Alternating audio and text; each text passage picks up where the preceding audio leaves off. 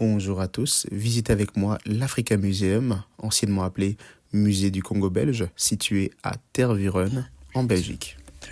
Nalingi yo Congo Banyokoli yo Mboka na biso. Ils veulent te détruire et puis s'enfuir. Mais ta joie de vivre va tout reconstruire. Nalinga kayo Congo. Alors pour moi, ce n'est pas la première fois que j'effectue cette visite. J'ai plusieurs fois visité ce musée étant gamin, étant tout petit. Mais à chaque fois que j'y retourne, j'ai à chaque fois une différente appréhension. Alors c'est un endroit où le temps s'est arrêté. Il y a une forme de distorsion temporelle. Il y a une très forte caractéristique de dystopie. Cette volonté que la Belgique avait de pouvoir créer une forme de... une extension probablement du royaume belge sur place, mais qui a été avortée. Alors c'est assez intéressant quand on y arrive, étant congolais d'origine, né à Bruxelles, et ayant cette double culture. J'ai quand même vécu certainement 4 ans quand j'étais gamin, mais la grande majorité de ma vie, je l'ai vécu ici en Belgique. Je ressens sincèrement une forme de nostalgie, comme je l'ai dit au début de la vidéo. Alors je tiens également à préciser que tous les propos que je vais tenir dans cette vidéo n'engagent que moi. Aucunement un parti politique, la nation du Congo ou une association quelconque, pas du tout. Elle n'engage que moi. J'ai décidé librement de payer mon ticket, d'aller au musée, de visiter un peu et de filmer uniquement certaines parties de ce musée en question et partager un peu mon point de vue sur différentes choses que j'ai pu voir et ce qu'elles ont pu me faire ressentir. Alors la note que je donnerai pour ce musée est une note assez élevée. Je ne me prononcerai pas là-dessus, mais elle est assez qualitative, étant donné que le temps ne... On a cette impression que le temps ne passe pas dans ce musée, qui a un perpétuel recommencement. C'est comme une forme de cycle, en fait, dans ce musée. C'est assez particulier, parce que si on n'est pas déterminé à faire le tour du musée en 1 heure, par exemple, ou 30 ou 40 minutes. Bon, 40 minutes me semble très peu, mais ne serait-ce que 1 heure, 1 heure et demie, on peut y passer 3 heures, littéralement, en étant subjugué par certains éléments. Donc, en tout cas, lorsque vous visitez ce musée, à vos montres, à vos chronomètres, mais en tout cas, savourez en tout cas. J'ai pas fait le tour complet du musée. J'ai uniquement filmé une certaine partie, celle qui m'intéressait le plus pour la vidéo. Et cette partie-ci, c'est la partie des œuvres d'art africaines.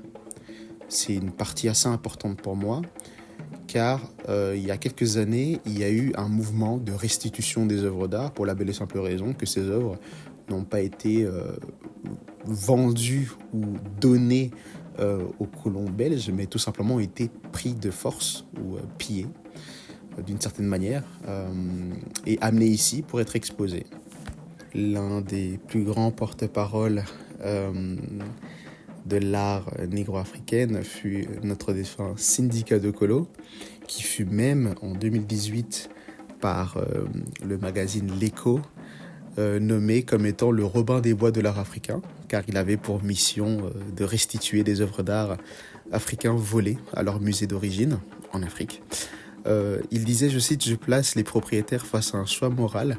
Vont-ils garder ce morceau d'histoire de l'art africain pour leur propre plaisir ou vont-ils lui rendre sa juste place et lui permettre d'être vu par le grand public ?» Alors, je tiens à préciser que pour plusieurs d'entre nous qui auront visité ce musée ou qui avons déjà visité ce musée, il y a des œuvres d'art dont le Congolais commun comme un des mortels vivant au Congo n'a jamais vu, mais même pas au courant en fait de leur existence. Alors c'est assez intriguant parce que ici c'est totalement disponible à la vue de tous. Tout simplement, vous payez votre ticket, vous rentrez et vous pouvez voir ces œuvres d'art en question. Et donc voilà, c'est comme si on avait en fait une partie de l'histoire. On privait en fait du Congo d'une partie de ses biens, de ce qui lui appartient, de ses productions, de ce qu'elle a pu produire par ses artistes. Il y a de cela plus de 100 ans, il y a de cela plus de 200 ans. Alors c'est assez important car l'auteur qui a fortement souligné l'identification de l'Africain à l'art est Léopold Sédar Senghor. Il affirmait que dans la culture africaine, l'art n'est pas séparé de la vie quotidienne, mais en est une expression essentielle. Il a développé cette idée dans ses écrits sur la négritude, expliquant que l'art africain est une manifestation de l'âme et de l'identité du peuple. La question qui en découle naturellement est de savoir qu'est-ce que cette âme fait enfermée à l'intérieur d'un musée en Belgique, à Tervuren. Loin de sa terre d'origine, à plus de 8000 km de là. Petite anecdote, j'ai déjà entendu effectivement plusieurs membres de la famille mentionner que dans ce musée, c'était comme s'il y avait effectivement l'âme de toute une nation enfermée. Voilà. Donc, de la même manière qu'un chasseur couperait la tête d'un animal ou empaillerait un animal, d'ailleurs, je vous ai épargné les animaux empaillés, je ne les ai pas filmés tout simplement, mais effectivement c'est un peu ça, hein.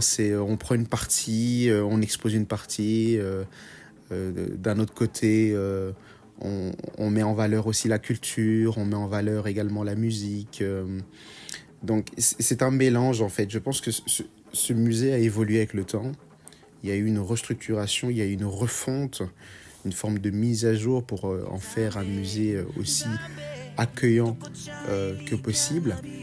Mais l'histoire est là. L'histoire est là. Et ça reste riche dans le sens où, en fait, deux personnes ne peuvent pas rentrer dans ce musée et avoir le même avis. Il y a tellement d'éléments différents, il y a tellement de choses à voir, il y a tellement de sensibilité. Il y en a qui seraient beaucoup plus sensibles aux œuvres d'art, il y en a qui seraient beaucoup plus sensibles à la nature, il y en a qui seraient beaucoup plus sensibles à la musique. Donc c'est vraiment un musée à visiter. Je vous le conseille fortement et d'en faire votre propre avis, quoi. Voilà, c'était ma petite visite.